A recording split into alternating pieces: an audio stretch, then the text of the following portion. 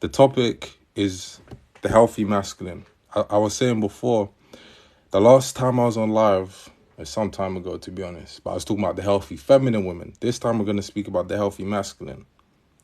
But yeah, we live in a generation where everyone wants to be toxic. Everyone thinks being toxic is cool. We got many communities, especially in what you would call the manosphere, where men go to learn about dating and everything like that. And it's interesting, like especially when you look at red pill communities and so forth. They have the right information, but they don't have the right intentions, and they're not coming from the right place internally. And I've realized a lot of these guys, everyone wants to protect themselves at all costs. That's exactly right. And a lot of people who are toxic are coming from a wounded place, but really it's because of they have a fear. They have a fear of opening up. They have a fear of truly connecting. They have a fear. So it's like they're using the right information, but they don't have the right, they're not coming from the right place. The name of the femininity book is called Healing the Feminine Energy and the Wounds of Your Inner Child. I don't know if you can read that, if it's the other way around. Yeah, if you're passing through in the room, just leave that like. Just leave that like. But the healthy masculine man is a rarity in this. Hold on. The healthy masculine man is a rarity in this society. Every woman wants the healthy masculine man, but there's not a lot of him. There's very few of him. And you have guys that have the same level of information or even just, the same energy that man has, but they don't have the healthy mindset that he has. And this is a different type of man we're talking about. So I would say to any guy that has, gravitates towards the whole toxic boy movement and stuff, I'm telling you, the toxic boy is he's a small man to this. He's a small man to this because he's missing a lot of components of manhood. He's missing a lot of aspects that is necessary for you to be able to credit yourself and call yourself a man. I'll give you one example, right? The toxic boy still lies. And you cannot be that guy if you tell a lie.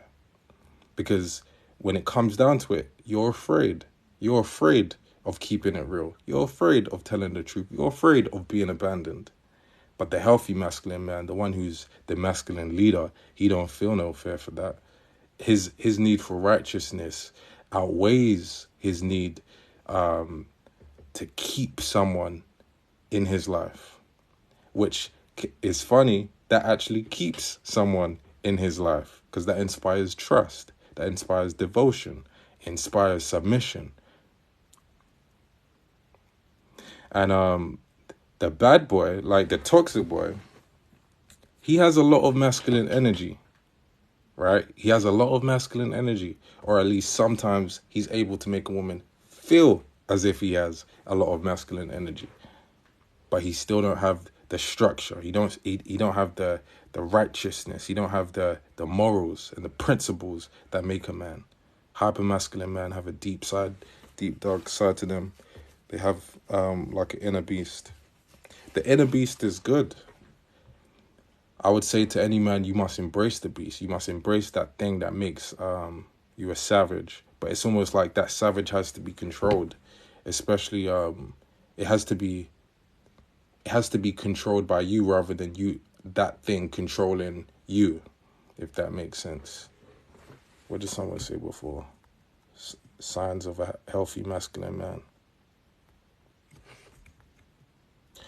A healthy masculine man, when he's enforcing, let's say, structure. Here's a good one, actually. A healthy masculine man is mentally stable. He's in control. He's not easily agitated or easily made offended. He's not easily made sensitive. How do you stay feminine knowing this beast? What's up, Camilla? Well, I don't fully understand what you mean, because if a man's in beast mode, you are not going to be in beast mode with him. But, what I would say is the dominant gentleman, the masculine the healthy masculine is able to communicate in a way that inspires a woman to stay in her feminine. A lot of guys say they want submission. You want her to surrender, but you lack the stability and the value that makes submission makes sense for her, that makes her comfortable doing that. You have to ask yourself, if you want a woman to submit to you, you have to ask yourself, is it a win for her to do so? Is it a win for her to say, hey, I'm going to surrender a great amount of control and power to this man because I trust it. She trusts me with this level of leadership. And that's what I mean when I say there's a difference between just having the energy, but then also having the mindset. And that's what we want. A lot of guys have the energy, and that's good. But we still just want to add the mindset that makes it make sense.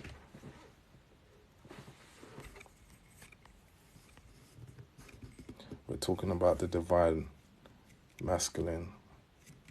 That's what's up. We only fall into the feminine energy when we feel safe and protected.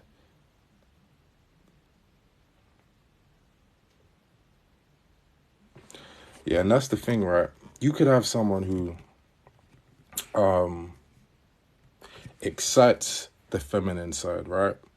And it's almost like you have two aspects to it. You have this, you have being in your feminine energy on a subconscious level and being in your feminine energy also consciously. So it's almost like you decide that you want to do it because it makes sense, because you feel protected, because you feel safe, because you feel trusting. A girl could actually not trust a guy consciously, so she doesn't consciously want to follow his lead. But at the same time, she might just have a feminine core, so she still expresses femininity with him. So, for example, a very small one could be, let's say a woman's stressed, right?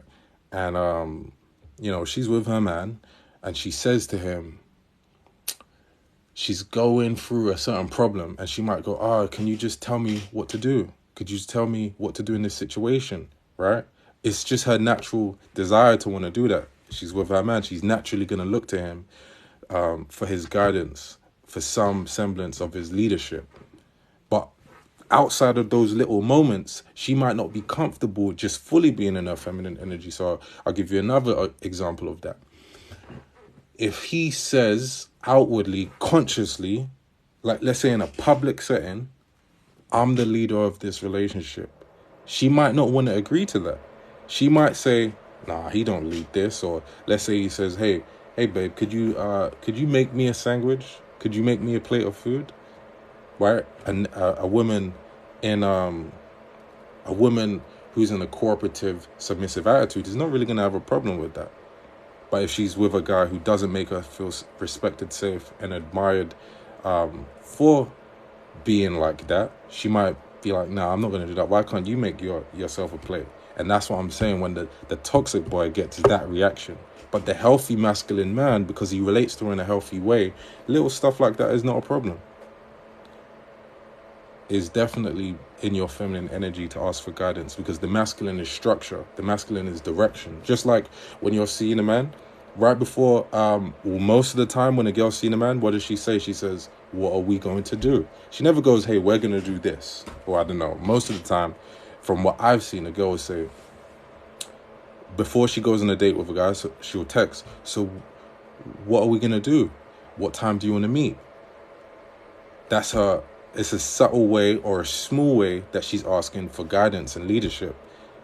And if he isn't able to communicate properly on those small things, then she's less likely to ask for, she's less likely to follow his leadership or trust his leadership on a wider scale. Would you say being in your feminine energy is somewhat you being vulnerable with your man? One of the components of the feminine energy is vulnerability. That's one of the reasons why women are getting with men. That's one of the reasons why when women are getting with men, they want men to be more vulnerable. That's what women bring to men. Oh yeah, why didn't you cry? I'm like, oh, show your soft side.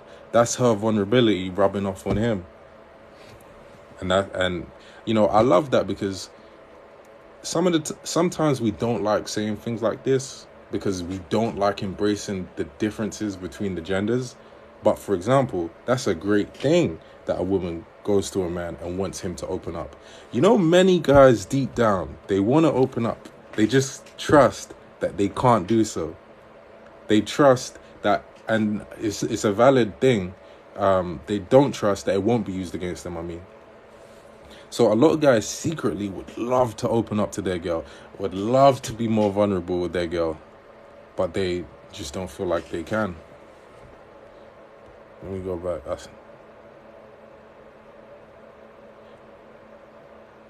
I stopped speaking to a guy once because he automatically wanted to lead even in his weak areas. Do you mean like in terms of things that he wasn't good at doing?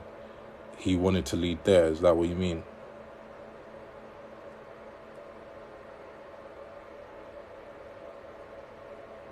What about if your partner ticks all your boxes and loyalty, respect, but seems less hardworking? For me personally, I don't.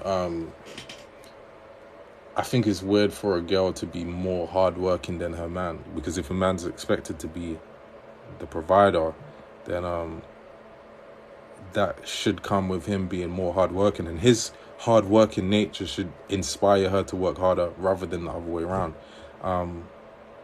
I would expect that my girl's less hardworking than me. And I feel like if you are the structure, right? If you are that hardness, you are supposed to be hardworking. That's why women always gravitate towards posting about soft life. I want soft life, I want soft life, I want guys don't do that.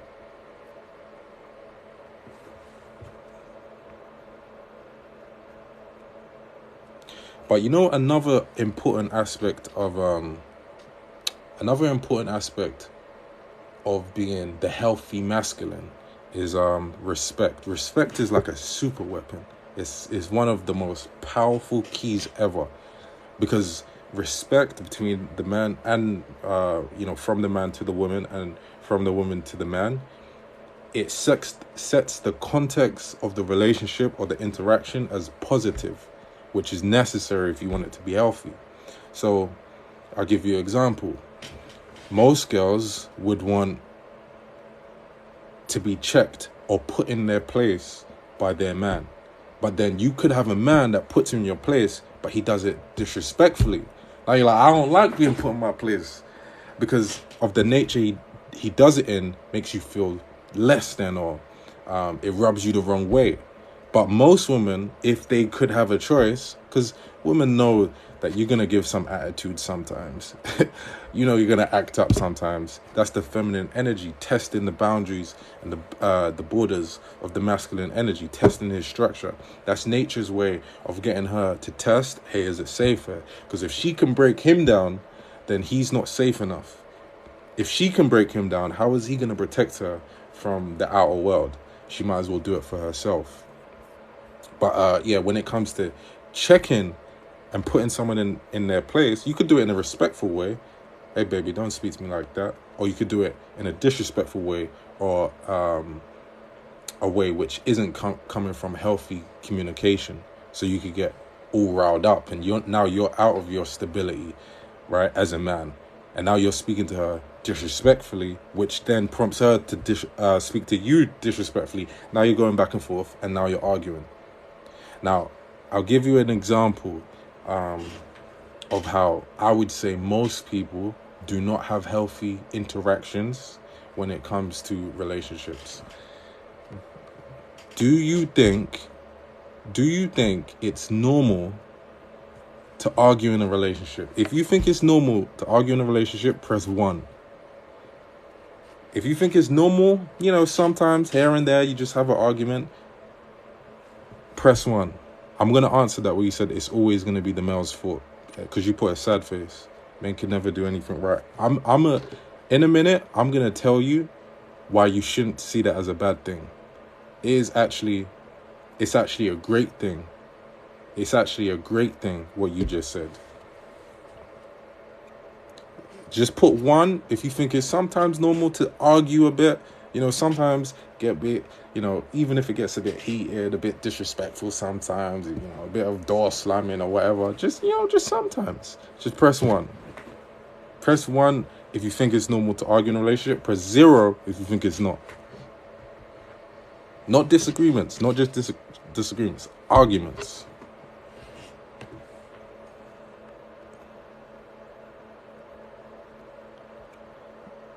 I'll give my answer, right? It is totally unnecessary to argue in a relationship. Did you know that? Totally unnecessary. Totally. You could do the very same thing, transmit the same information, but do it without disrespecting your partner, which is what I mean when I say arguing. I want to give you an angle to think about this from. If a man is doing his part, right, traditionally, all since the beginning of time, the man was the protector, right? Which means what comes of it is that really you're willing to really risk your life, sacrifice your life in order to protect someone. How much is your life worth to you? Is it fair to say that you should put your life on the line, right? And then you get into a situation or get into a conversation with your girl and you disagree and she is like, F this, da da da. Maybe she, calls you a name, you call her a name. And you guys are okay disrespecting each other, but then are you going to feel more inspired later that night if something happens to her to put your life down in order to protect her or not? I think it's weird if I'm willing to lay down my life for someone to speak to me disrespectfully. That's what I think. And I would feel more inspired if I feel like I'm in a situation that is loving, encouraging, even if the person is in disagreement with me. They control themselves, and I control myself too. Now, it goes back to what Jordan said before, which is it's always the man's fault. That is a wonderful thing that it's always your fault. Do you know? The topic is we're speaking about the healthy masculine. And Jordan was saying, it's always the man's fault. Women, it's always the man's fault, right? But do you know it's a great thing that it's always your fault? Because it means that you're responsible and you have the power to set the tone for the interaction. So, for example, what's going to happen is when a girl gets with you, especially in this generation, because she's going to have been with so many guys that, let's say, allow her to disrespect her. Or he disrespected her and he disrespected her, she disrespected him back. They have this cycle of disrespect in the relationship or in the interaction. But you as a man, when she comes to you, you can set the tone and be like, no, we don't speak like that. We speak to each other with respect. We speak to each other like this. Now, I don't want to disrespect you. You're my woman. Why would I want to disrespect you? And when you say that to her, you're now justified in demanding it back. So if a girl it doesn't even matter if she's not my girl. If I'm just met this girl, I can still say this, because no girl's gonna say to that, no, I want to disrespect the person I'm with. That doesn't seem right. If a girl ever did say that, which wouldn't happen, you'd be justified in leaving right there, because you know you're gonna get into a toxic situation. So even when you've just met a girl, this can happen, because she's been with so many guys that are unhealed, wounded, toxic. She's just gonna think that shit's normal. But then she's gonna run into you, the healthy masculine, the dominant gentleman. And when she tries to speak in a certain way that's disrespectful, you're gonna shut her down immediately.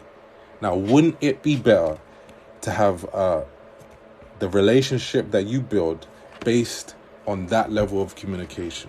Just healthy communication. You say, no, I always want you to be able to say what you mean or say what's on your mind. I just want you to do it in a healthy way, that's all. I just want you to say, I'm always here to listen. Babe, you don't have to raise your voice like that. I'm listening. Now, it's different levels according to which girl it is, right? Sometimes you might have to go higher than that because you have to kind of let the lion out. She has to see, okay, I can't play with this guy. But if you stop it at the first little disrespect that she gives you, trust me, it don't get up here. But many guys, they only let it get up here to the point where she's, shouting or whatever it is. But a lot of the time, I can't just say it's her. A lot of guys do this. A lot of guys are quick to lose their temper, which is also unmanly, because you should be a beacon of stability. You should be, when it comes to leading, you are the one leading and setting the tone. It's a beautiful thing that it's your fault as a man. You want more things to be your fault. Wait, excuse me. Let me read this.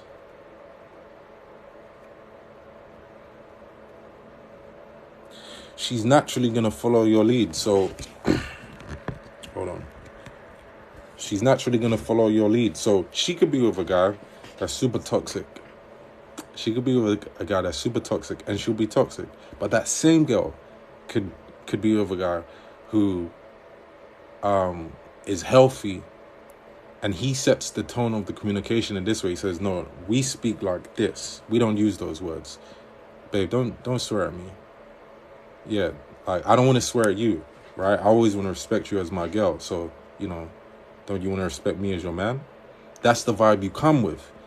You're leading it like, that's the tone I want. So I want it back. And again, no girl's going to listen to this and be like, well, I still want to swear at you. I do want unhealthy communication. Never would that happen. But I want you to know a secret, right? The communication you give is healthy, right? And it's very controlled. It's very stable. It's very nice. This is the art of the dominant gentleman, right? You're combining two energies. You're going to take nice communication, but you're going to have a savage behind it. There's a strong, dominant feeling that she's supposed to, like, you are structure. The masculine energy is structure. Just like this building, structure. Just like this table, structure. There's got to be strength, and she's got to feel you are so committed to your principles. You're so committed to this is how it is. But it's okay, because it's for her benefit anyway. How good is it that you would be a leader and then lead her into healthy communication or healthy interaction or a healthy experience that she's never, ever had before? That's a good thing. I've been in both, and trust me, the way a man is towards you changes the way you act also. Facts. That's why we say a woman is the reflection of her man. A woman is the reflection of her man, but that's a great thing. But that's also why I would say why the feminine or women should be selective.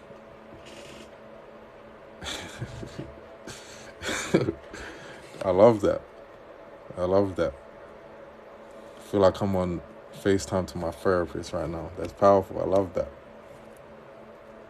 A calm, decisive man is the only thing that can tame the feminine. That's facts. And you know why? Because a man who is not calm, who is not stable, actually incites and excites that chaos that she will bring. So a lot of times your woman might come to you, she might give you a bit of attitude, give you a bit of lip, might rise in communication, rise in her volume, right? But then many guys follow her lead. That's her leading. When she sets the tone like that, that's her leading. And you follow that lead. She raises her voice, so you raise your voice. Where it should have been like this. No, I don't want to raise my voice right now, so I'm not raising my voice. And you get her to follow your lead. No, we're going to calm down to how I'm speaking. I'm speaking calm. But a lot of guys hear that, get offended. Now you shouting back at her. Now 20 minutes go by. You didn't realize she's heightening the tone of the communication because she was just sensitive by what you said. She was feeling all chaotic, right? And she didn't realize that she's operating on emotions. You're supposed to be operating on logic. So she led it, and the tone of the communication is up here now in terms of volume, in terms of disrespect. And you followed that. Now you arguing. She led you into that. And that's why I say there ain't nothing like the healthy masculine. There ain't nothing like the dominant gentleman. There's nothing like the healthy masculine and the dominant gentleman, because he don't follow her lead, but it's all for her benefit anyway. So if a girl acts a certain way because of the way the guy treats her, is he more dominant then? Well, a woman's gonna always act a certain way according to the guy anyway. That's why one of the things that a girl says is when women are dating guys, they'll say, I go off the vibe you give me. I've seen memes posted like that. Hold on. Let me turn my heater on.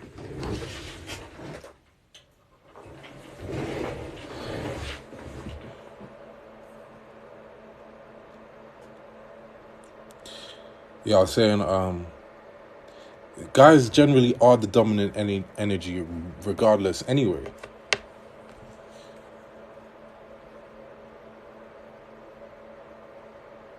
And women like reflecting that. They like reflecting the whatever the guy is bringing. So if a girl gets cheated on, she might say, well, if he does this, I'm going to do that.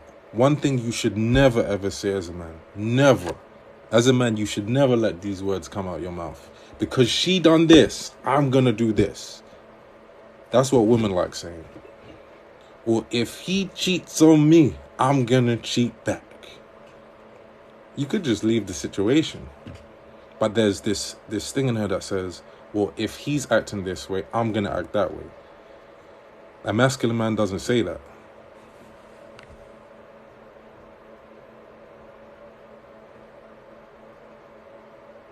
It's the guys with the worst communication skills, call themselves leaders, and the alpha is cringe. Well, you know what it is, right? It's what I was saying before. Men generally have the dominant energy and they're in a dominant position. Just as a man, just as the fact that women want to follow a man's lead. And even where they don't want to follow a man's lead, they naturally just do anyway, right? So a lot of guys do have dominant energy just naturally, but it takes work to build up the mindset that's supposed to go with it. You can't just see as a man or as a guy, let's say as a guy, you don't just grow into manhood. You don't. You learn, and it's almost like you have to fight for manhood. You don't just grow, you don't just become 18 and you're a man. That doesn't happen. You have to learn things. You have to go through things. That's why traditionally, I know in the Mexican culture or the Latino culture, they have quinceañeras, right? Where a girl's 15, she becomes a woman. But just for comparison, in many cultures, you might have to fight an animal and come back with the animal's skin around your back to be considered a man. He has to go through these rituals, these sacrifices, these challenges to be considered a man.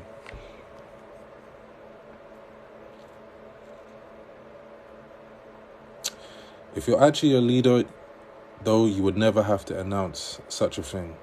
You just are. I mean, you can announce it or not announce it. It doesn't really make a difference. But there isn't a need to announce it because your energy just does it anyway.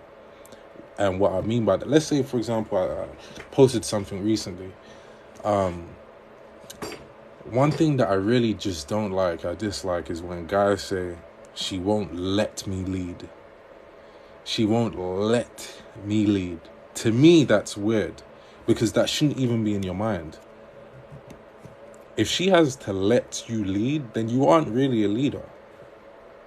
It's just natural. And you can grow into a leader. You can learn leadership traits and qualities and grow into that person.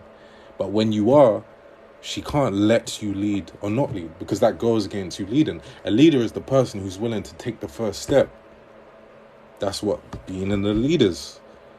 And to take that step, you don't need permission. It's kind of like, when you was in school and what's it called? The teacher said, all right, you guys on that table, you're speaking too much. You have to split up. And usually there's there's one person that will get up and the entire table moves with them. Did you guys ever experience that? But if you was the type waiting back, like, waiting for someone to do it first, right? Oh yeah, should we move to this table? And then you go, that person is less likely to get followed by the others. But the person who just gets up and he kind of doesn't even care, or she, really doesn't matter in that situation, but they don't even care if they're left by themselves, that person is the leader. You're just willing to step by yourself. One of my favorite stories when it comes to leadership is Julius Caesar, right? Actually, no, I'll tell you the story of Alexander the Great. This is why they call him the Great. Alexander the Great, if you don't know, was obviously a military leader about 2,300 years ago. And he's a good example of a healthy masculine leader, actually, or at least from this story. Someone who cares about those who follow him. And that was his soldiers. So he's out one time, I think they're trying to conquer one place, right? So what they needed to do is they needed to build a bridge to go from one side of this large river, this bank, to the other side. So they had to build one kind of bridge, right? Now he's telling the soldiers, hey, we gotta build this bridge. And they're building it after a couple of days, but then they get tired. They're like, oh, Alexander, we wanna chill, we wanna relax, right? We wanna relax. So he has the mission and the plan in his head, and he's so inspired by what he wants to do, right? So he says, okay, soldiers, you can take a rest, you can take a break. And then what happens is, as they're taking a break, he's the one person who's working on the bridge. All his engineers, all his soldiers sitting down, chilling, relaxing, eating, joking. But he's like, no, we got to do this thing. So he doesn't care. He doesn't need their permission. He's doing it by himself. That's what he wants to do. He's not relying on anyone else. And just as I said, just like when you're at the school table and the first one who goes and he doesn't care who follows him or not and goes to sit over that table, so everyone wants to go. When everyone saw how Alexander the Great was being the great by building that bridge by himself, all his soldiers looked around and said, no, we can't be letting our king just build this by himself. So they didn't have that day's break. They got up and they started building the bridge with him. That is the energy you're supposed to have as a man in your relationship. You lead first. You are the first example. I'm not saying he didn't build it by himself, but when he was working on it by himself, it inspired the other leaders, the other soldiers, to want to follow his lead by working and helping him with it. So they didn't take that day's break. Many us and British warships passing. Got any good? So yeah, that's what that goes back to the fact that you kind of don't need to announce. You don't need to say, because your energy will just say it anyway. For example, when it comes to small micro things, right? Like, let's say that age-old situation or scenario that girls always post about, right? Girls always post about the idea about being excited, about a guy leaving the note on the bed with the dress, leaving a note on with the dress by saying, "Oh, be ready at 8. Be ready at 8. I'll pick you up here. I'll pick you up." It's that same aspect that women don't like to have too much responsibility, and they love when a man takes full responsibility, and he just sets the plan and he just moves with it anyway. And when you're on that date, you just take her hand. Of course, you got to measure and see how comfortable she is. But it's much more attractive if you can just take her hand and walk with her. Or let's say you wanted to go to that place, right? Or you was going to go to that other place over there, but you just took her hand and said, okay, we're going to go to that place. I know that place is, really good, she'll just go.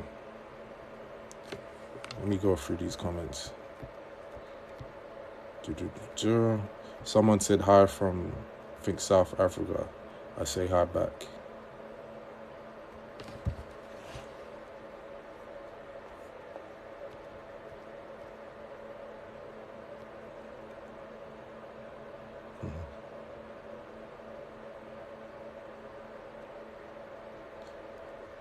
Thank you for that, Julie. But yeah, when it comes to inspiring this level of or leading in this way, especially in this context, in this culture now, healthy communication and understanding how to present things and how to inspire the willingness to follow your lead is very important in this day and age. Why do you think? Well, why do you think relationships so hard today in today's society, but 20 plus years ago it wasn't a worry? There's so many answers to that question. You could give so many different perspectives and you'd probably all be right. For me, one of the most significant things, of course, I see the masculine and the feminine energies. Like, I literally see it through everything. By the way, I just, as we're on that subject, I just finished a video series on the masculine and feminine energies. It's a multi-part video series where I'm breaking down each, lesson, each video is about 10 minutes, and there's about 5 of them, and I will be adding the 6 tomorrow. So if you want to get that video series where I'm breaking down the masculine and feminine energies, how it is expressed, the qualities of it, when it can be toxic, that's in the link in my bio. I even go as far as to give you real life examples of the expression of these energies, so you get a total understanding of how it works. But yeah, so for the last 50 years, the balance between the masculine and feminine energies has been interrupted. So from my perspective, it's only natural that it's going to be hard to relate. Because we have to realize is the masculine and feminine energies, they're always trying to seek balance for each other. They're magnetic. And what they do is that they try to seek themselves through our physical bodies. So even if, let's say you're a woman and you have masculine energy and you relate, what you will do actually is you will attract a guy who's in his feminine energy, because these energies are always trying to seek each other. They're always trying to find each other.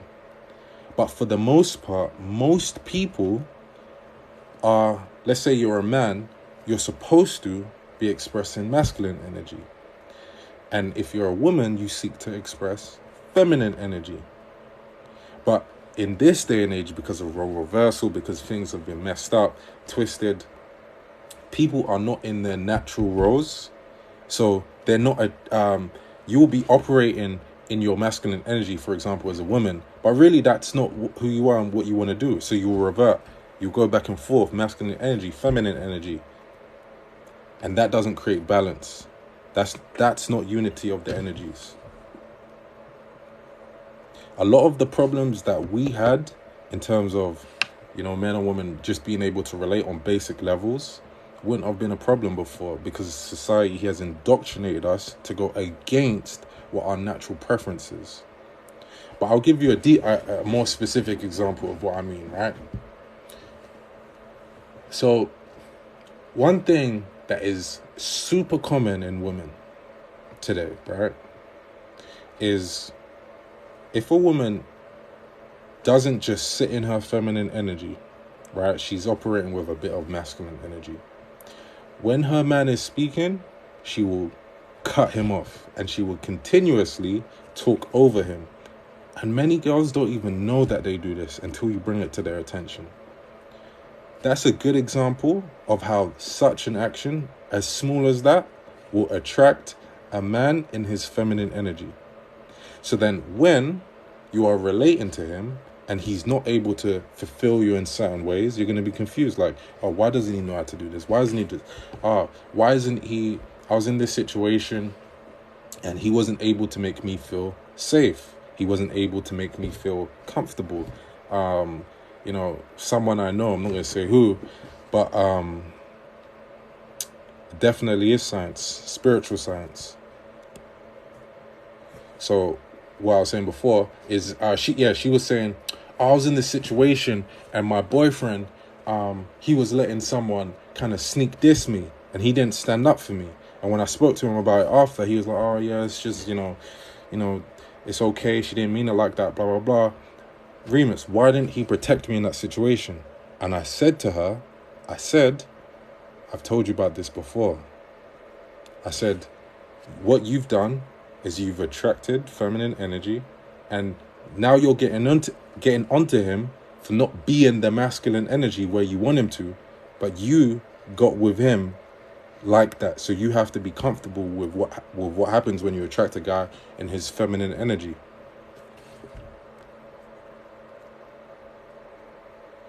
So someone said, I can't remember who. So cutting someone off is that masculine energy, blah blah blah.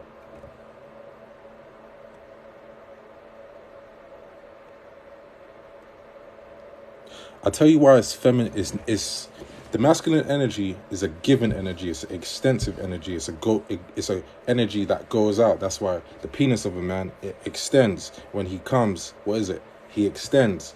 What does the egg, sperm do? It finds the egg. It's extending. What is the egg doing? Contracting. What is the... I don't want to say the words, because I don't know if I get taken off TikTok. But if her down there, what is that? That's a receiver. Right? That's a physical manifestation or a physical example. I'm having trouble connecting to the internet. That's Alexa. That's a physical example or a physical parallel of what a woman wants to do with her energy verbally. So, again, it might seem like crazy or like, what do you mean? Like cutting someone off. And someone said, don't guys do that?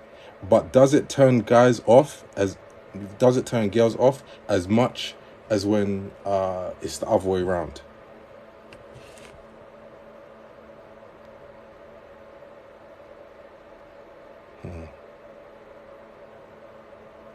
And something as small as that, you might not believe me.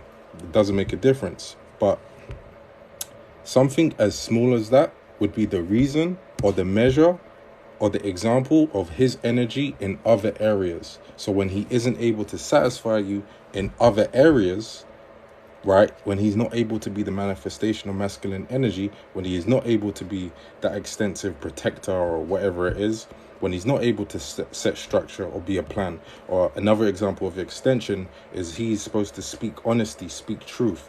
That's a part of projecting the solar energy, but he's doing that verbally.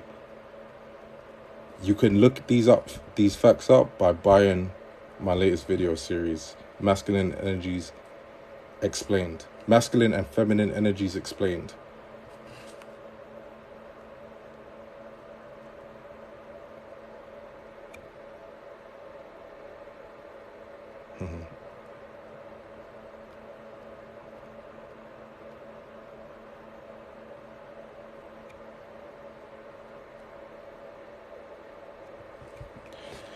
But yeah, at the end of the day, what it comes down to is these energies are always interacting. Always interacting. So what we want to do is consciously be the manifestation of that energy. We don't want these energies to be relating without our consciousness.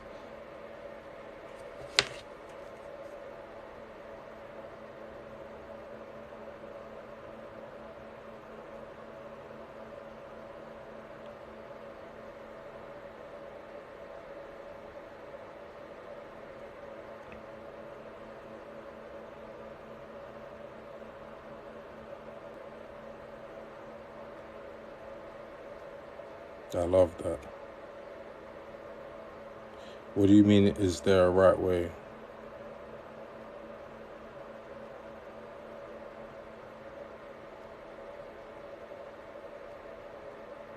Best advice for moving on.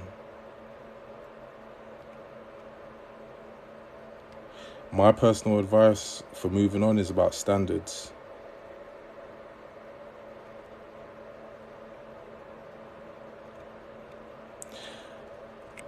When it comes down to it, you have to consider, for me, whenever I experience a breakup, it's a little bit difficult because I really feel it. But what I always tell myself is, each relationship I've had has always gotten better. And I keep fighting for the new me, the new person I'm going to grow into, the new person that's going to attract even better for myself. And I just try to put my focus on that. I also try to do affirmations. So I keep trying to tell myself, be positive. Think about the situation in a positive way. Don't dwell on the past. Don't let negative affirmations enter my mind.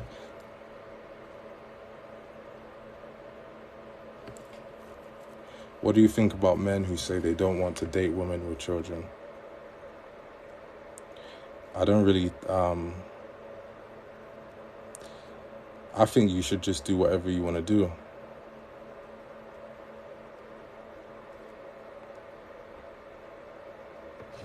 The term masculine energy is used by men to continue to dominate and control women. Interesting. Opinions on Andrew Tate. He's a good example of, like, a lot of what he says is correct. I think in the prior to the summer, after the summer, he fixed or adjusted his communication so it's a little bit more subtle.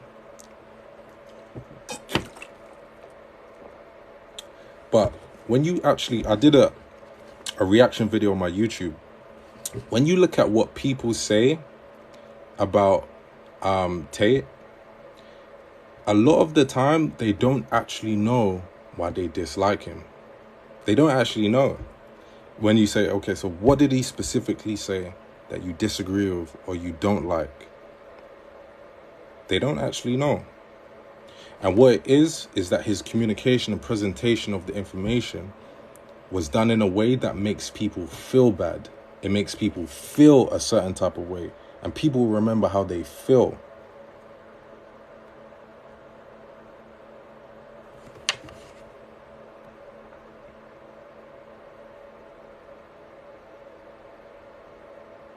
I don't know one woman who challenged a man who knows how to properly lead.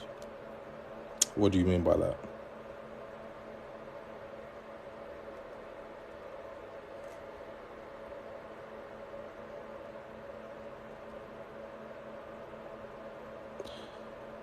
Thank you, T. What do you mean is cutting contact with a guy masculine energy? You mean like just cutting him off? I would say, if you mean cutting off, I don't think that's masculine energy in perhaps what you mean it is. That's protecting the vulnerability of the feminine energy. The feminine is supposed to be super selective. Everything about the feminine is about internal value. Did you know that the egg of the like compared to the sperm provides more nutritional value to the baby than the sperm does?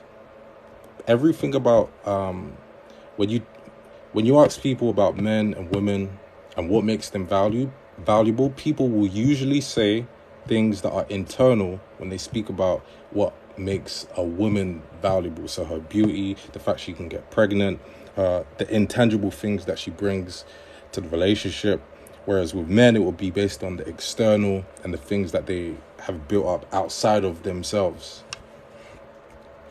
So the feminine is supposed to be selective because she's supposed to be super protective over the value that she inherently has, and she is more sensitive than the masculine.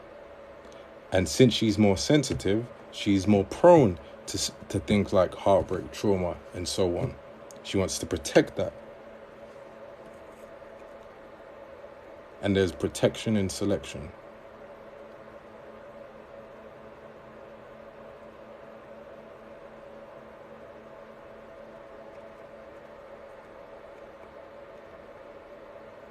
Every person starts off as a girl, literally. I know the fact is presented like that. I personally don't see it like a person starts off as a girl. I prefer to see it as a person starts off neutral, but the feminine is neutral. Even when you look at when we talk about masculine and feminine energies, people sometimes get riled up by the fact that we use masculine and feminine. But really, you could use other words to describe it too. You could use push and pull. In science, it's positive, negative. Just like the positive, and even the battery, it sticks out. Just like what? The man's genitals. And then you have minus, which is the feminine, which is the yin, which is just like, a woman's genitals. And I just prefer to see it as when someone has just been conceived, they're still in the minus.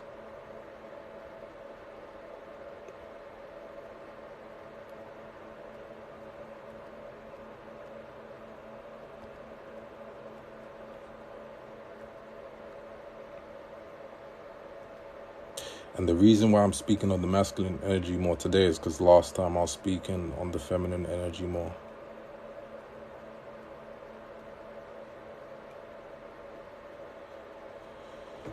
Okay, I think we've been on an hour. I'm going to go in a bit.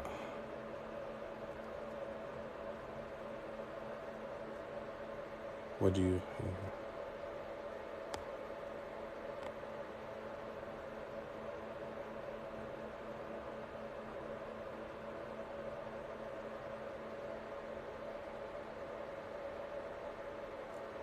That's a lot, man.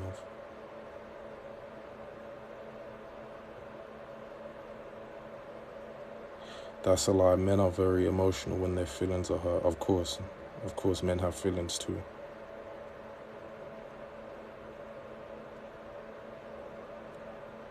Why do men find it intimidating? Because I seem like I have it all together, even though I'm in my early 20s.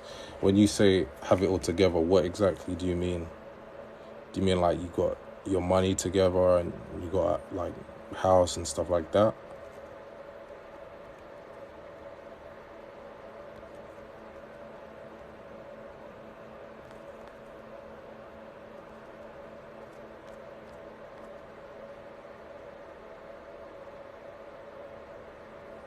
I never said it's wrong. I just said I prefer to look at it as, well, you're starting off neutral before you get, the plus. That's all.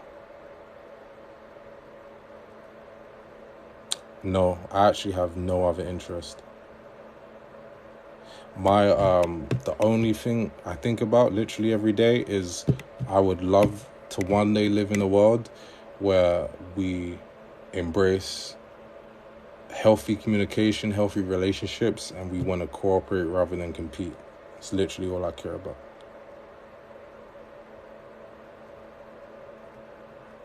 I'm just keeping it real.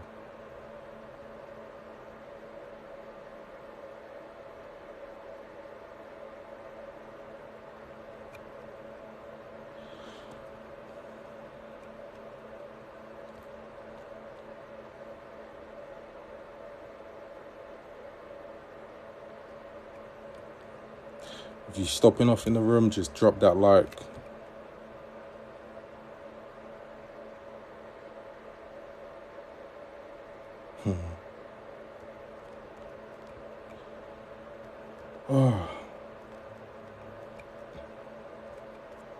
By the way, what is you guys' take on tape? Do you guys mess with the Top G or no? If you support Top G, press 1. If you don't, press 0.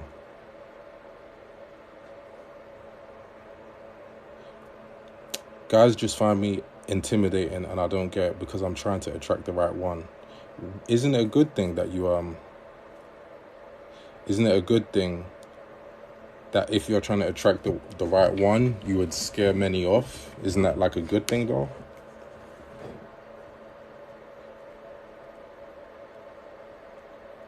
The only thing I think is sometimes people will scare other people off, but it's because they're coming across rude or disrespectful. But if that's not you, then you wouldn't fall under that.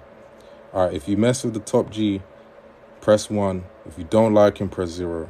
I see someone put like 10 zeros.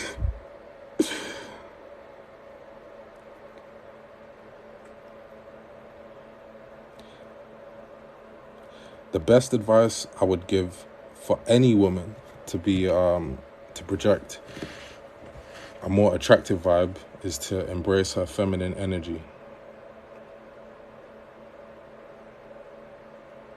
101010. So like you're on the fence then.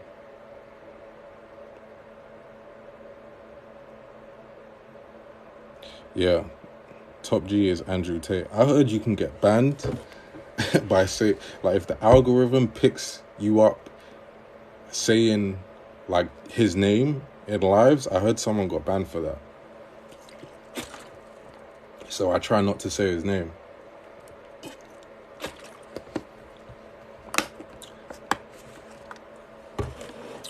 What do you mean by feminine energy? I worry that means seeming like a pushover. I love that. I actually love that. Because that's a misconception that a lot of people have, right? So the feminine energy is a vulnerable energy, right? But you would be coming from a wounded or weak place if you're expressing it in a way that makes you a pushover. When you balance these energies, right? When you're a healthy feminine woman, you're not all the way feminine, so you balance it out with masculine. So it's like your core energy is one way, masculine or feminine, but you balance it out with the other. So a healthy feminine woman is still in touch with some level of masculine energy within her. So that's the boundaries in her. That's the direction in her. That's the structure within her that keeps her from being a pushover. Exactly that. Balance is key. So if you're coming from a wounded place, and this is Healing the Feminine Energy. This is the book, right? One of the first things, I don't know if you can see, it says the wounded feminine. And the first thing it says is the wounded feminine is a passive person or a people pleaser, seeks external validation or is needy, is emotionally withholding or overly emotional, embraces victimhood and a feeling of helplessness, could be manipulative, insecure, envious, judgmental, struggles to receive or let go. But the empowered feminine is peaceful, not easily triggered, expresses creativity, able to express authentically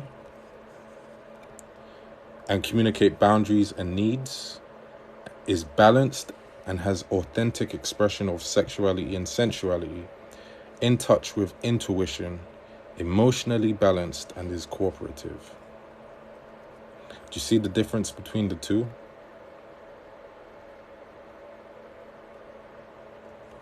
A woman who's a pushover is not in her empowered feminine. She's in her wounded feminine. That's not strength, that's weakness.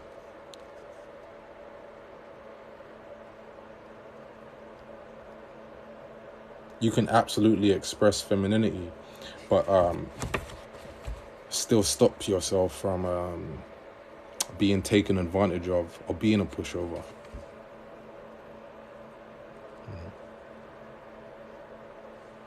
Hold on.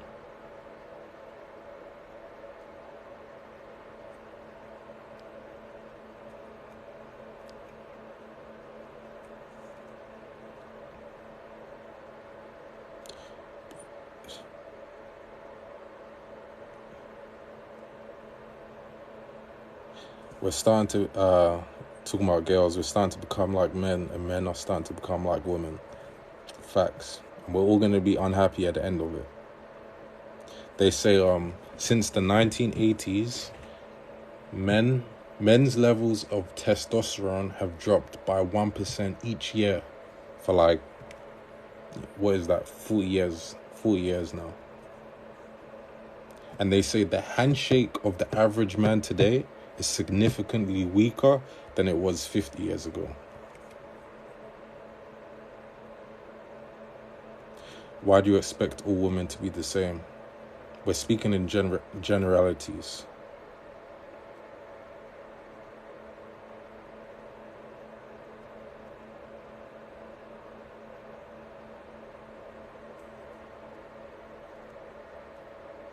And it's interesting, when we deny our true nature, it means we're not happy, or we don't have respect for what our true nature is. For example, if you're a woman, why wouldn't you see being a feminine woman as a great thing? Why would you see femininity as weakness? And if a man is in love with his natural energy, why would he want to be anything but?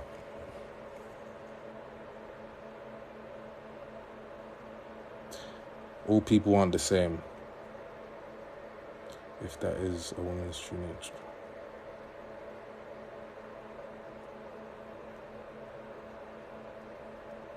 And it's funny, right? Because a lot of the time you see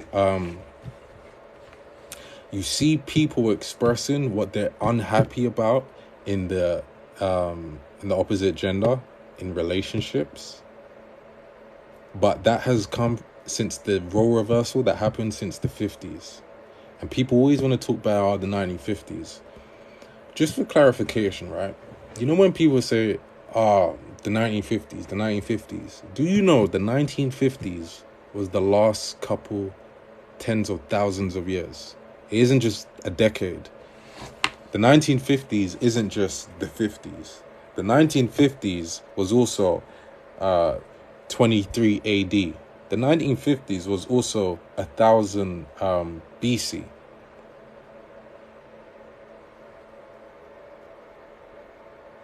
People speak about the 1950s as if it was just one period, where it's just one weird where things were a bit weird for that decade. But the 1950s was all of human Homo sapien history. It's only in the last 70 years where we're trying to change, right? We're trying to literally socially engineer human nature, and it's not working. It's failing. I'll give you an example, right? Most women would love a man who likes the idea of providing for them, right? And even though we live in a society where women can provide for themselves, they still want a man to do it for them. You know why? Because it's instinctively ingrained into them.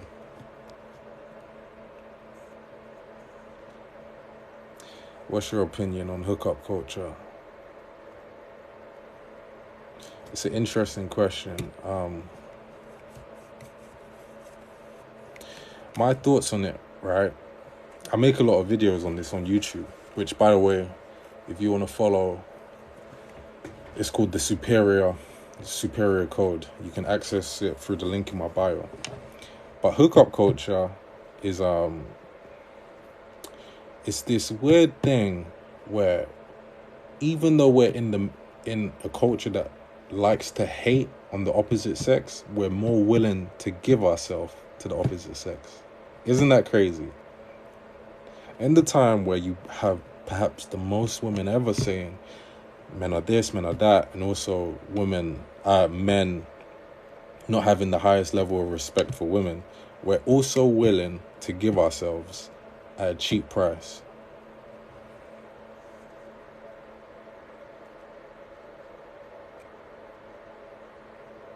So, for example, I always say this, right? They sold empowerment through hookup culture. But how can you be empowered if you give yourself away easily? Because in order to engage in hookup culture, we're not just talking about a hookup, but hookup culture, you have to lower your standards as a man and a woman. But it's different. The damages that happen to the feminine are a little bit different. It's a bit more psychological. It's for example, women report higher levels of depression after engaging in random hookups. They report lower levels of self-esteem and they have a higher level of regret in terms of just sexual partners in general. For men, it's different. They don't have the same level of regret for the partners they've had. Like, if you ask the average woman, is there some people you would take off your body count list? There are definitely some that would say, for sure. Even Mia Khalifa, she has that video saying, men are easy, men are easy. Yeah, I do. Men are, men are easy. And then she said, I've never gotten a man that I didn't want. And then she said, do you know how many men that I've rejected? And this is Mia Khalifa saying this. Shout out Mia. And she said, this is her word. She said, granted, I had a couple dusties catching me slipping, in suggesting that there were some men that she deemed not worthy enough to have her, but she still gave herself away. But for a man, I would say, in order to engage in hookup culture, right? And just to be clear, I'm definitely not an angel in my past. But I realized you are actually giving away an extreme amount of time and energy in order to engage with many girls. And you have to ask, if men say all of the time, what do women bring to the table? What do women bring to the table? Right? That's a question that many guys ask. I don't actually believe in that question, but I'm just saying many guys ask that. Wouldn't it be necessary for you to have high standards on the price of your time and energy?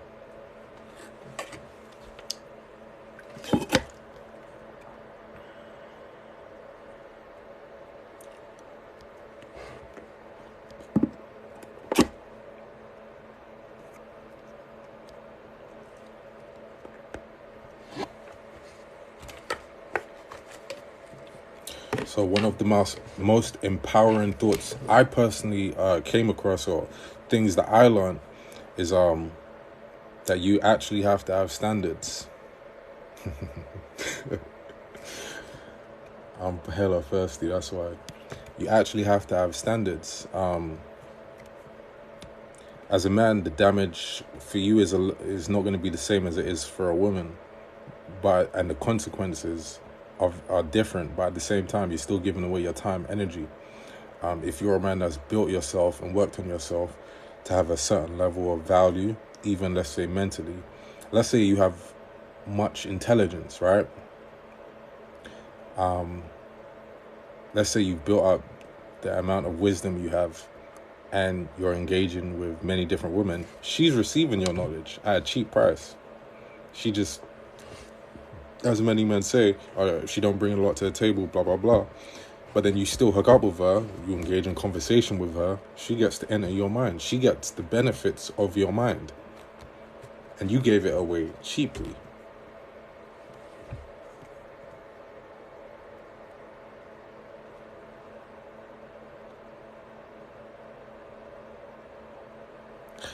I have high standards and it's not paying off. It depends what you mean by this, right? But the truth is, in this culture, you're going to have to make a decision between having less but the potential for higher quality, or having more in terms of quantity, but the potential for quality is lower. So I did a video on YouTube some time ago, and I said it was titled, do you want to be a good girl or do you want to be a HO? I'm not saying the words because I don't know if I get banned on TikTok. And let's say you are the good girl, right? And you have high standards. You're going to get less quantity and you have to be okay with that. But whilst many other girls are getting high quantity, they're getting low quality, proven by the fact that many girls complain about guys, right? Many girls say men are this, men are trash, but they still get with them. And then on the, flip side, so you have girls that go into the HO life, and I don't judge, by the way. Literally, I do not judge at all. I just look at it logically and say, you are going to have more fun. You actually are. You're going to, maybe That's why people say, oh, I'm just young, I want to have fun. Because they're thinking about stimulation. They're just thinking about fun. But everything comes at a cost.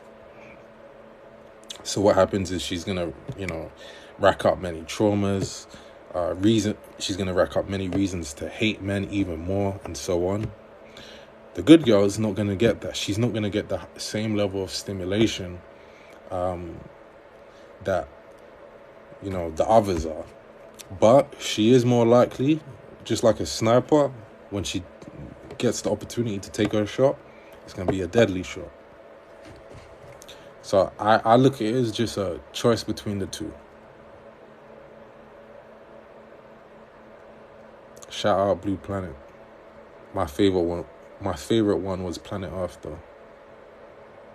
And the one where that lion got cornered off by the the hyenas. I don't know what one that was. Whatever one that was my favorite.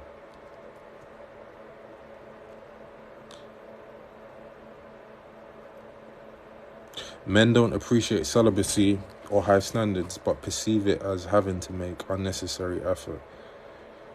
What do you mean by that? Do you mean like they don't want to try after seeing how high the standards are?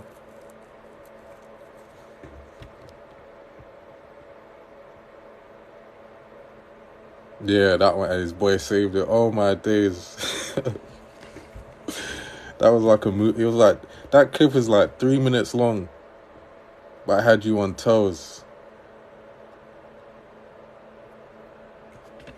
I learned so much about myself in navigating relationships in HO years.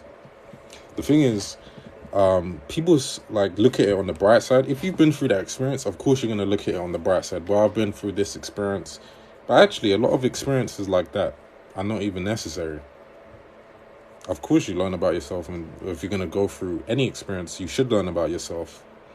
But at the same time, it's not necessary. You could learn the same information without going through those experiences. You could learn the same information watching other people go through those experiences. One of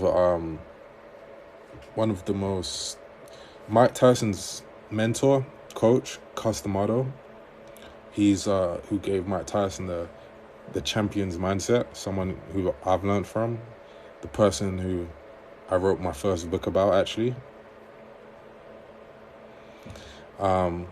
He said, I'm paraphrasing, but he said, a wise person looks at the experience of others and learns from those experiences rather than having to go through it themselves, because they'll save time and energy.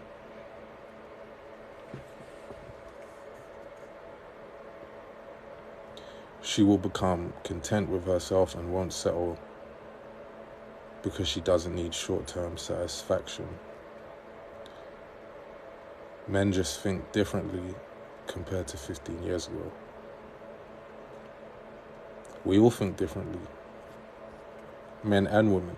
But it's just interesting because everyone thinks the thoughts that they have are theirs. I promise you it's not. For most of us, society is telling you what to think. Society is making you think this way. I'll give you an example. The label of strong and independent is pushed onto women. Women do not come up with that themselves. They never just sat there and said, I'm strong and independent. It was a source giving them that label and making them want to chase the validation that comes with that label. Because there's many men that are strong and independent, but they never say it. That's an example of a thought that is not yours. Someone else put that thought there.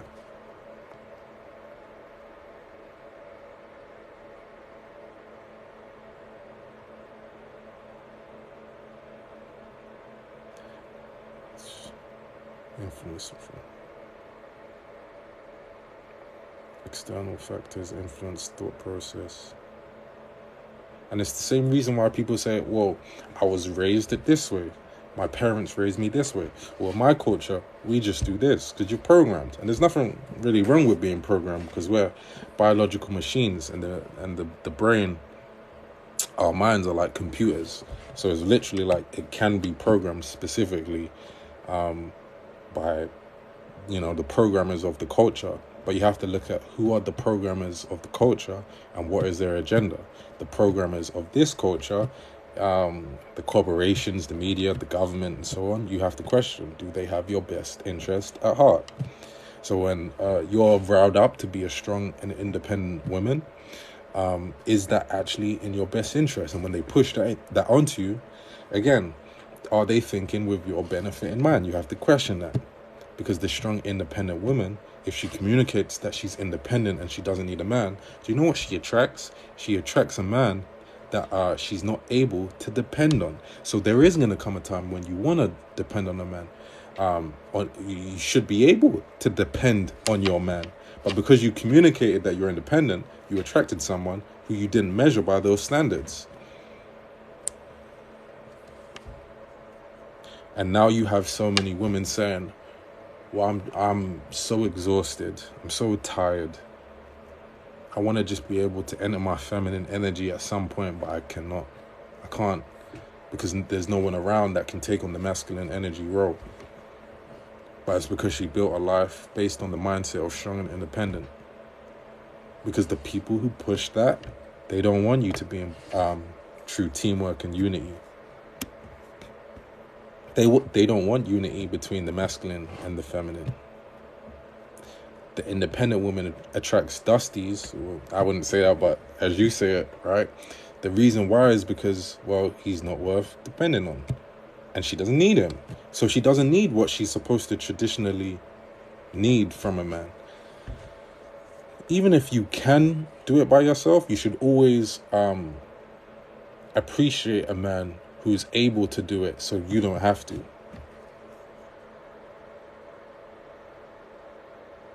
Increasing number of women choosing to be single. I'll give you another perspective, right? They're not actually single. They're not. They're in a marriage, a relationship with their husband, and the husband is the system.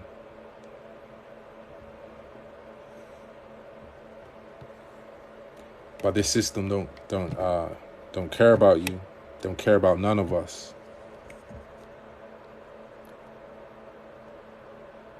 And I'm gonna be releasing something on that, right? Where it's like what a man was supposed to do for a woman, like the average man, what has happened is the system has taken over that to degrade the average man's necessity to a woman. So she thinks that she doesn't need a man. She thinks she's doing it with no man. But really her man, the position that a man is supposed to occupy is being occupied by the system. You can call them dusties. This is a safe place. I just feel bad. I feel bad.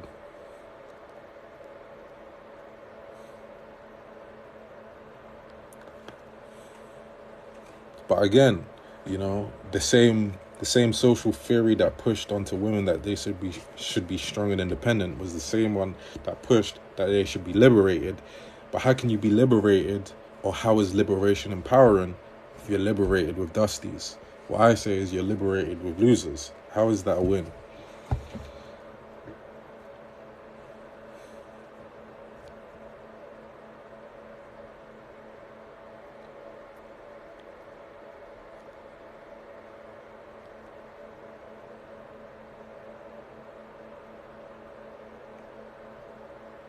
Why don't you believe in love anymore? I was thinking this earlier, right? It's crazy because we place love to such a level of importance that we could never understand how it was perceived before. Because you see, like with marriage, right? We would expect to marry purely out of love. But back in the day, that was not the case. You would marry for alliance, for business, for security, and it wasn't looked at as a bad thing. Like a woman marrying purely for security wouldn't have been looked at like, oh, she's a gold digger. It would have just been normal. And then what happens is our parents would tell us, no, don't marry for love, marry, and they'll tell us the things that we're supposed to look for, and we're like, no, that just sounds a bit like heartless. It sounds a little heartless. But it's because love don't ensure survival. Someone said before, can you repeat that again? I didn't forget that, actually. I think he was talking about the quote I said, right? And what I said was Mike Tyson's mentor, his name was Cus D'Amato. He instilled a level of confidence into Mike Tyson because Mike Tyson was a shy kid who didn't have a lot of belief, and he gave him a champion's mindset. And one of the things that he said is a wise person learns from the experiences of others so that they don't have to waste time and energy doing the same thing.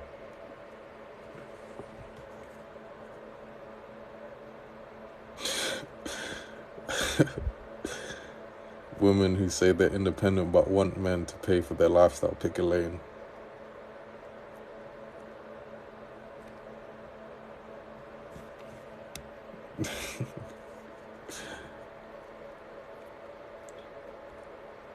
Why would you rather do you?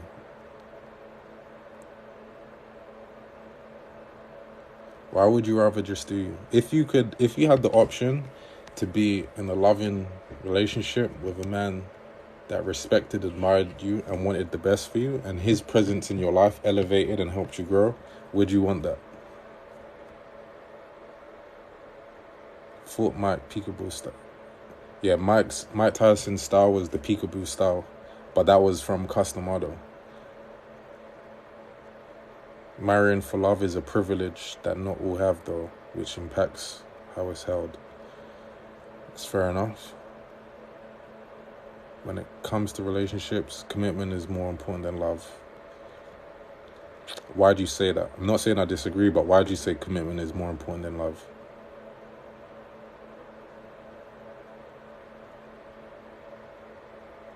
Yes, I want a man just like how you said. And this is the reason why I believe in promoting healthy masculinity.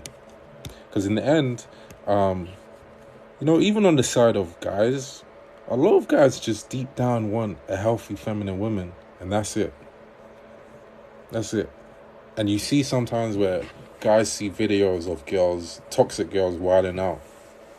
And then they all of a sudden get turned off of the idea of dating and all of that stuff, just like you. And they're like, I don't even want to deal with women. If I'm going to, be in that situation, I want to deal with it. But not everyone is like that.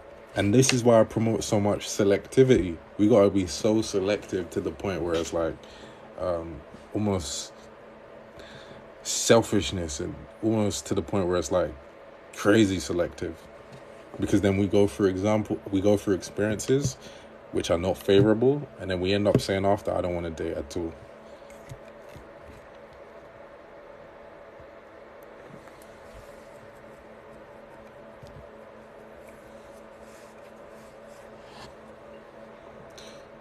And I like the fact that you said you would like the type of guy like that, because it shows the importance and it shows the significance of a guy like that. My dream would be to be part of the reason why there's a culture of men who embrace healthy masculinity. The healthy masculine man gets all of the benefits that truly deep down as a man you want anyway. You want a woman to be submissive? Be healthy masculine. You're not going to have that much problem.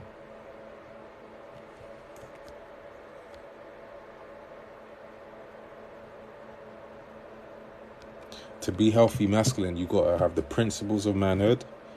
You've got to be the embodiment of the masculine energy, and you must combine it with good intentions, teamwork, unity. And I'm telling you, every woman wants it deep down. So if you're that type of guy, you're one of a kind. They cannot find it. They cannot find it.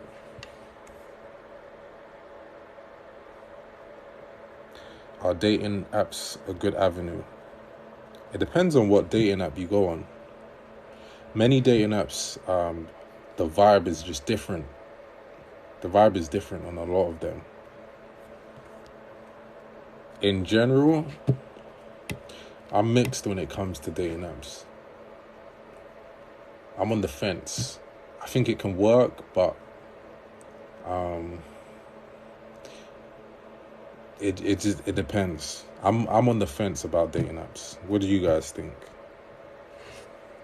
Do you believe in paying your girlfriend's bills? I don't even like using the word girlfriend because that's not how I think about things. I was thinking this, right? Well, what I know is 200 years ago, the word girlfriend was never used. That's a new concept that we say. Just like baby mama, that's a new concept. We don't talk like we've never spoken like that traditionally. And if I'm a traditional minded person, so I don't even like the word boyfriend. I was telling this to someone I was seeing. I don't even like the idea of being called a boyfriend. It sounds weird to it. It sounds childish to it. Courting, that is exactly it. Even the word dating. Once you study this stuff and you realize, dating is even a new concept.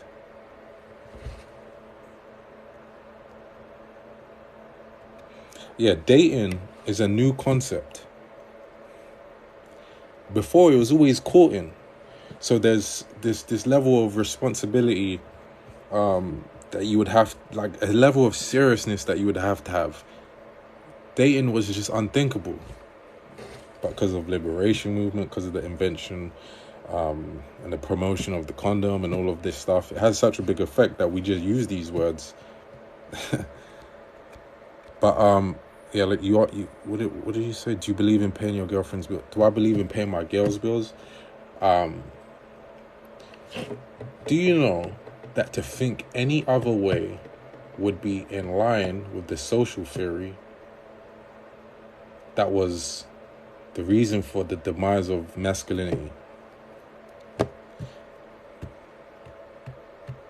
Even it's funny because let's say the 50-50 mindset or all of that stuff, or women having to work. And if you want to work, shout out to you. But if you actually look at it, most people are not even happy in their job. So I don't even know how you guys allowed. If I was a woman, I'd be protesting. I'd be like, wait, what? We have to work? I want to work.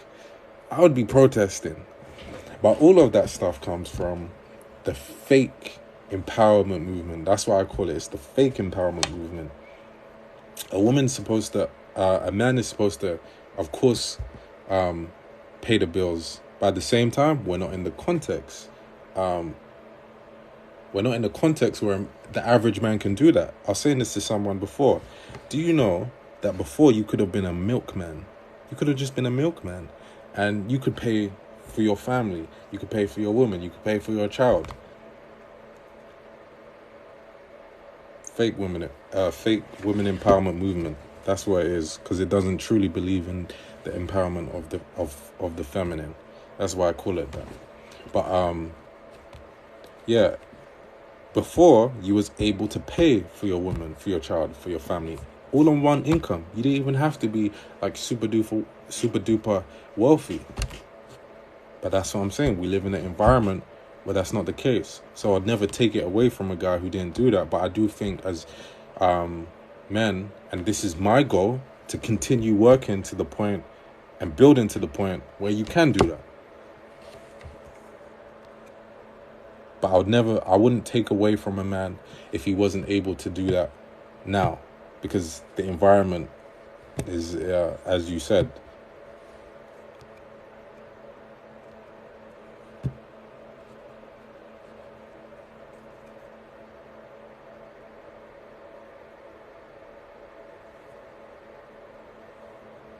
ambition comes from, when you look at the purpose of what ambition is, the purpose of ambition is to become a guy who's able to acquire resources and provide, or acquire territory.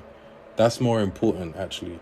The masculine acquires territory, and in the boundaries of his territory is safety. So even when you look at lions, right? Well, you could look at any animal, to be honest, but a lot of mammals. But let's say lions. Do you know that lions don't have money, but the male lion is providing, because he's the reason why that territory is that territory. It's his territory. And the females that are with him, they are being provided for, even though they do the hunting. But he provides the opportunity for them to do the hunting. That's what lions are, a great example of masculine energy. And that's what you want to grow into as a man.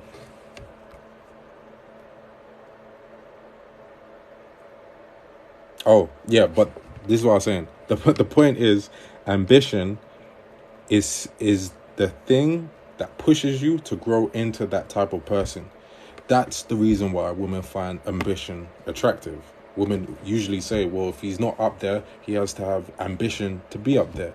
Men don't really have that same level of desire for ambition in a woman.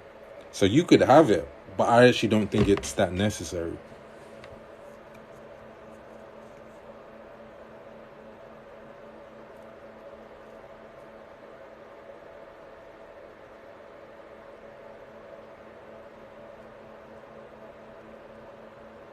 I don't think doing it before marriage is bad, but I think we'd just probably be a lot less crazy if we were still in times where that didn't happen. But at the same time, I also say, if we are going to live in liberation times, right? If you are going to do it, I think you should enjoy it.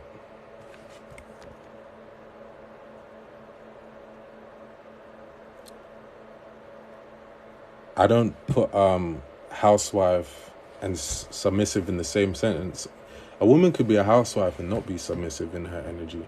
So I value submissive attitude more than I do having a housewife, but it's very likely that the woman I get with will be a housewife.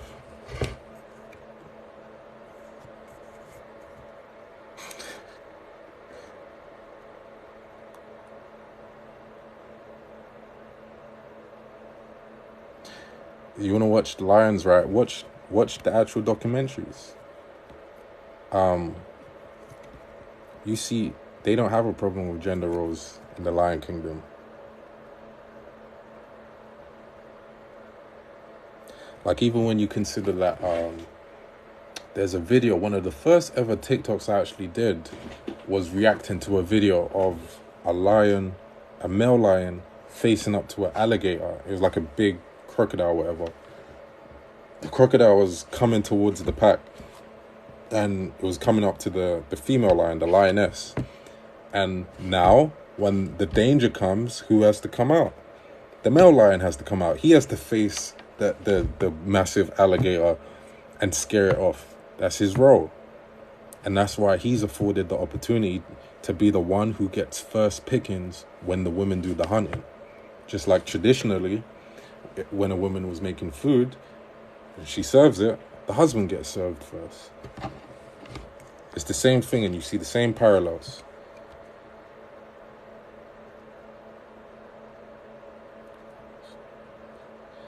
I'm originally from, my background is Jamaica.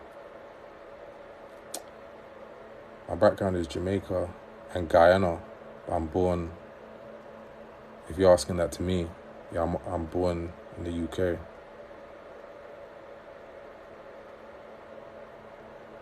In the Lion King, the women hunt and the men sleep 18 hours a day. But remember, I don't know if specifically it's 18 hours, right? But remember, when danger comes, he's to be called. And without him, there is no safe territory. That's what survival is about. A man is supposed to ensure the survival of the species. A woman is responsible for the reproduction and nourishing of it. And I ain't saying you're lying about 18 to 20 hours, but I'm saying he definitely deserves it. Because without him, there would be no territory.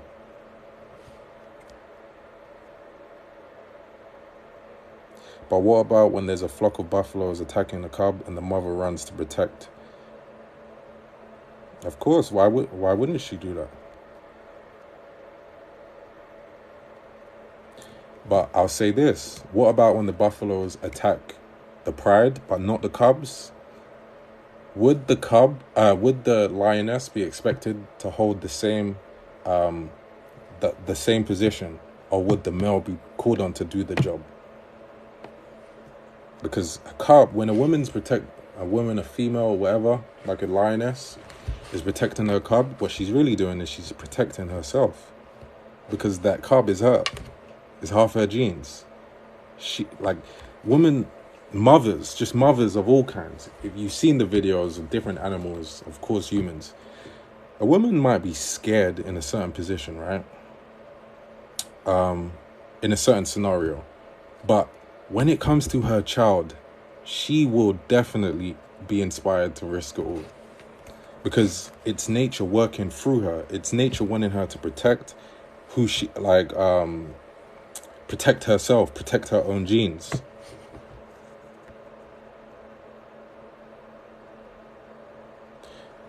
The female lions hunt, and despite the fact that the males are stronger, because the male has a different role. That's all it is.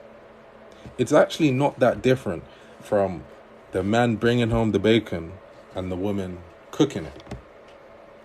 When you think about it, it's really the same thing. The female lion is making sure she's nourishing the pack in the same way that traditionally a woman would have done for her family. But not even traditionally, even now, if there's danger to the group, if there's danger to the family, if there's danger to the household, it will always be the man who is expected to step up and protect.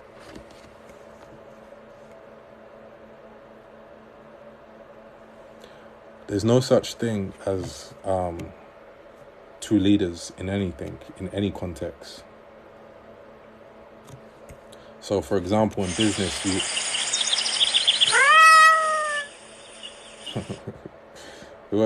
thank you. If anyone sent any gifts at all, I appreciate it. Thank you for Leon the kitten. That surprised me. But yeah, there's no two leaders in anything, actually. There's always one person who is always leading more. In any friendship, yeah, that was cute. I was like, what? In any friendship group, there's always going to be one person who leads more.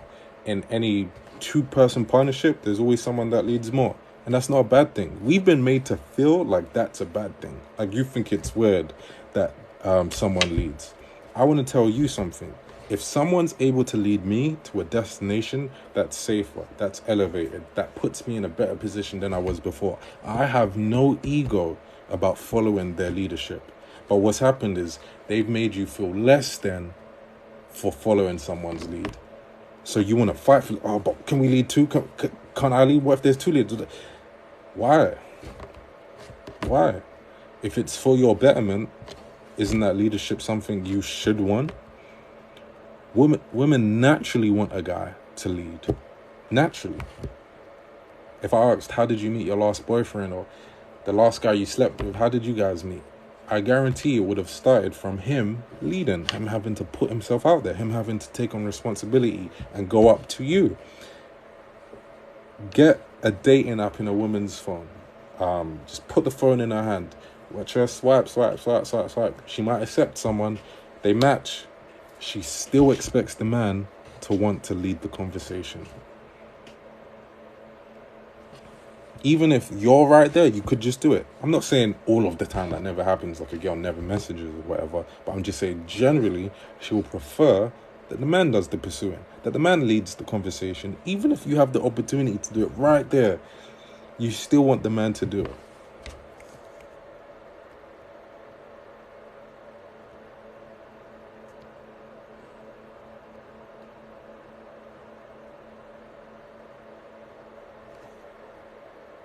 The male lion is kind of the lookout. He's the protector.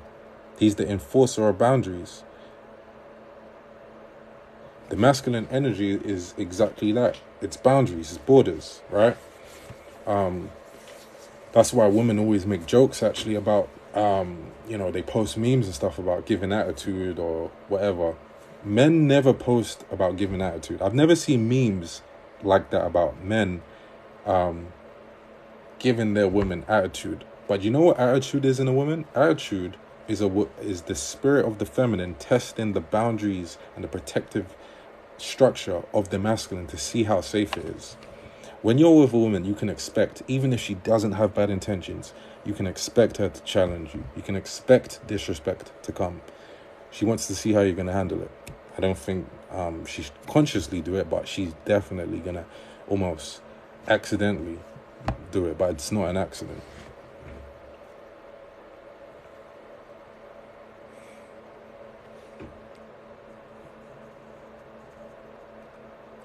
I led the conversation. I was so nervous. I got so used to people not talking back. Fair enough. To be honest, I think a lot of guys wouldn't mind that. And when you say not me, are you saying that you don't mind leading the conversation or going up to guys? Like, for example, if you're walking out on the street and you see a handsome guy, have you ever went up to him like, hey, how's it going? I thought you was cute. What are you up to today? And got his number.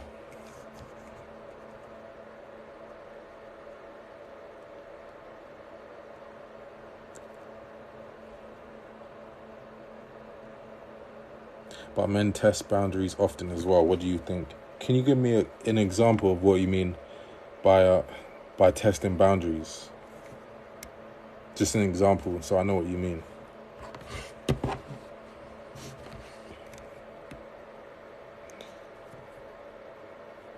Hell no, I ain't approaching nobody. And that's what I'm saying. It's weird for you. I guarantee no girl in this chat room, and perhaps I'm wrong, so you can comment, let me know if I am. I bet no girl here has been in a club and spoke to more than 6 people. Like, you went up to them in the club, started conversation, trying to get their number. Or did you go around there, look pretty, or maybe gravitate towards there, or maybe dance, but you did something of an indirect nature. Why? Because the feminine is indirect.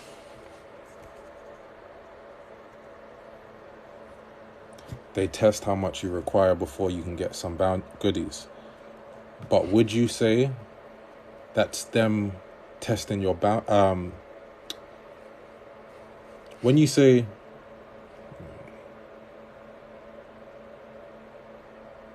is that the same as them testing boundaries in terms of disrespect though?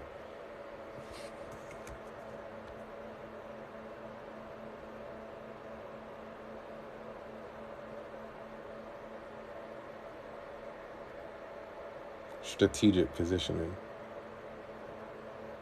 Yeah. Testing boundaries in terms of testing to see how much commitment or value or lack of value that you're okay with having, I would say is different to testing the boundaries and what I mean. So when I say the boundaries, the masculine energy is boundaries, it's more like a girl will test how hard, how secure, how strong you are, so that she can make herself feel safe in that structure or in that space that he has created.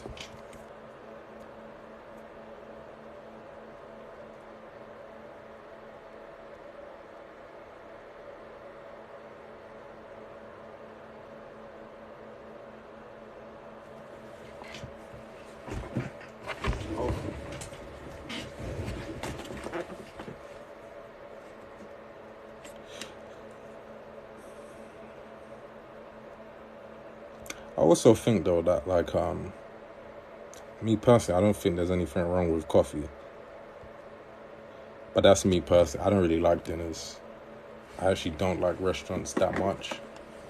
Unless I go in there and it's empty. I like going in restaurants and it's empty. There's no one in there. That's what I like.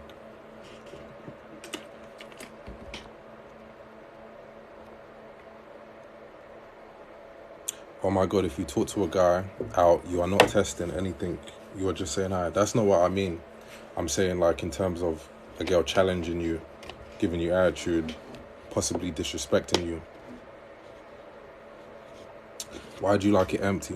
I just don't like I don't like being around too many people. I don't like having to raise my voice to be heard. I don't like having to wait for the person to come and they're serving another person.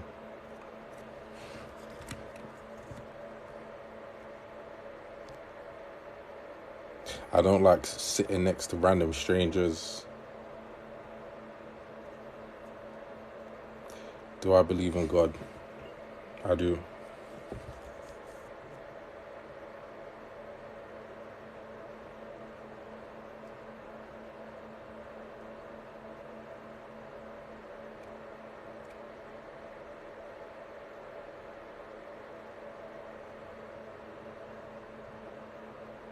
Why do you prefer coffee though? Because it's a shorter day? Not necessarily. My favorite type of day is something like I'm a free spirit. I don't like being stationary and just having to sit behind a table and she's on the other side. I like being out. I like going for walks a lot. I like going to the arcade. Something that's a bit more fun, a bit more stimulating. I like going to the park, actually. Walking and somewhere where there's a nice view and you're at the top of a hill and you can look down and see the sea and we can look at different things. I like the adventurousness.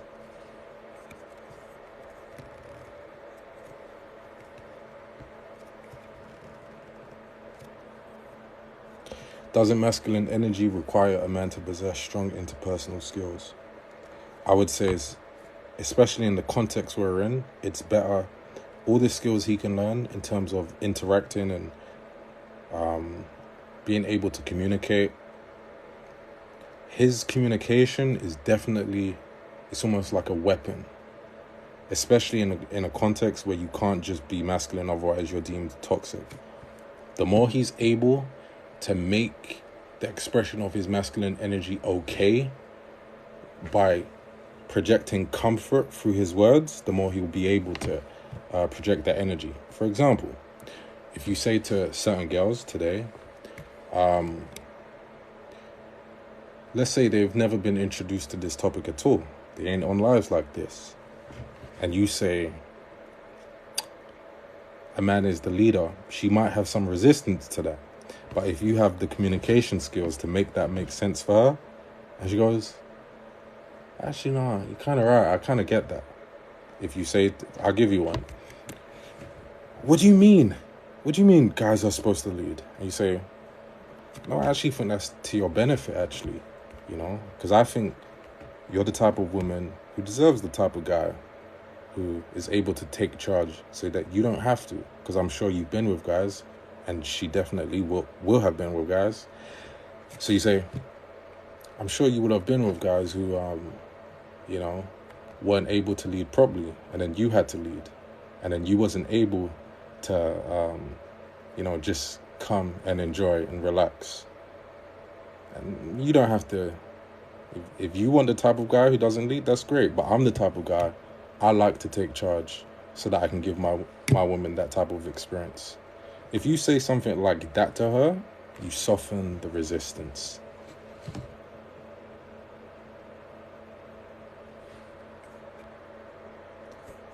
Hey Monique, thank you. I thought he was from America. South London.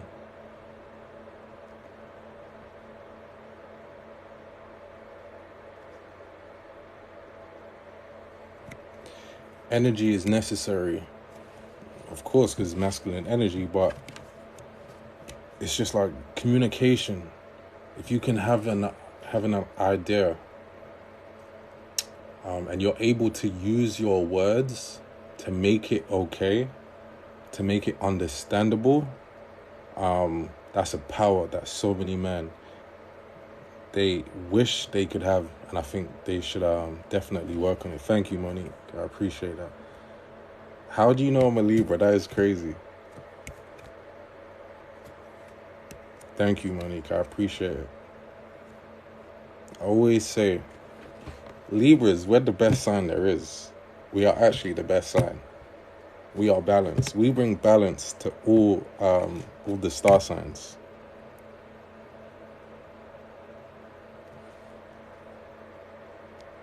Second best, I'll say Sagittarius. Sagittarius comes in second. I like Sagittarius. That's what I'm saying. Libra's great people. And you know what it is? I credit. Look, I don't know. I can't say for sure if the star signs are facts or fiction. For the most part, I can't lie. I think it's facts. And I'll tell you why. Because as a Libra, right, we're about balance. And I'm literally so about balance naturally, right? That's why I like, when I speak about the masculine and feminine, it's balance. People generally don't get too upset with what I say. Like, I haven't really got that much backlash, even though I talk about really what is gender roles and gender expression in a time where they're trying to reverse it. It's crazy that, you know, a lot of guys can't speak about it. They get a bad reaction. I think one of the reasons why I'm able to speak about it and I don't get much of a bad reaction is because I'm balanced. I'm literally for both. Like, I'm not for men and I'm not for women. I'm for both. I'm for men and women.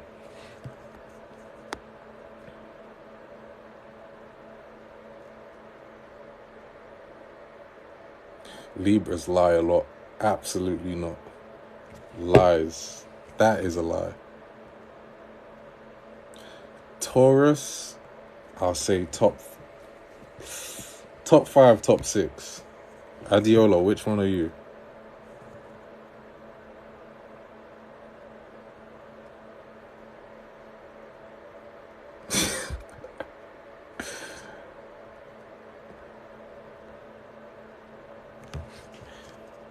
Monique Santos. That means you're probably Spanish, right? Oh my days, that's crazy. You know, one of the reasons why I believe in star signs is because Libra, one of their matches is Gemini, right? And my first, like, early girlfriends were Gemini. And I was like, oh shit, like, whenever I meet a Gemini, I almost can feel it. I can't lie.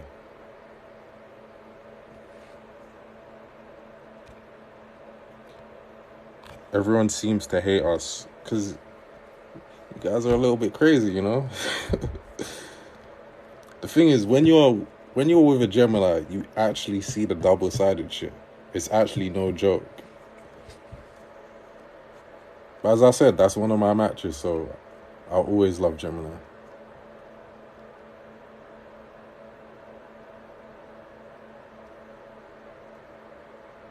But also, Libras attract other Libras too. And Libras attract Aries. If I recall correctly, Aries is the impulsive sign. And Libra brings balance and a bit of direction and logical rationale to the impulsive adventurousness of Aries. But what I like about Geminis is Geminis are very I don't know how to. There's a passionate vibe about Geminis. Like, it's very adventurous actually. It's a bit unpredictable.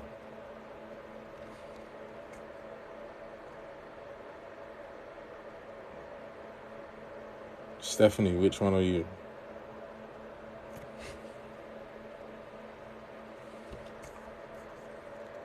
Thank you, Kat. I appreciate it. But yeah, I think, look, and I'm not being biased. I'm actually not. I'm just saying what I'm being logical here. Libra's at the top. We bring balance to the rest of the star signs, so you know, I think that makes a good case, right? We are the best star sign. Sagittarius, I'll bring them second because that's a cool ass fucking star sign. Third, I don't know who I'd put third.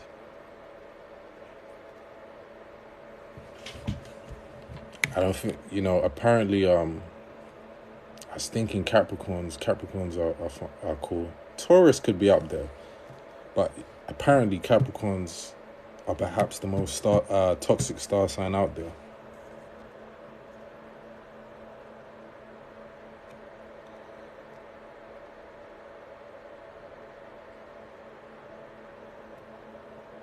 I don't know if I'm remembering wrong, but Cancers seem unproblematic. But yeah, on Facebook, right? On Facebook, there's a group, like a support group for Capricorn, like people who dated Capricorns. It's literally like the picture's a crying face. You could type it in. The picture's a crying face, and it's like a support group for those who have dated Capricorns. Like, if there's any Capricorns in there, I'm sorry. You guys got a support group. Libras don't have a support group. See, if we had a group, people that dated Libras, it would be, oh my God, so amazing. Dated a Libra.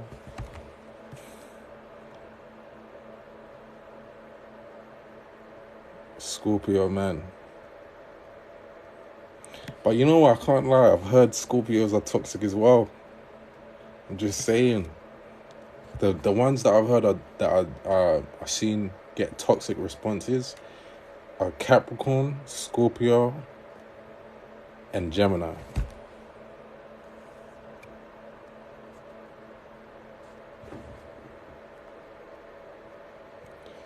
Mika, I'm sorry. Like, you guys have a support group. People need damage control after they date with you guys. I hope I'm saying your name right.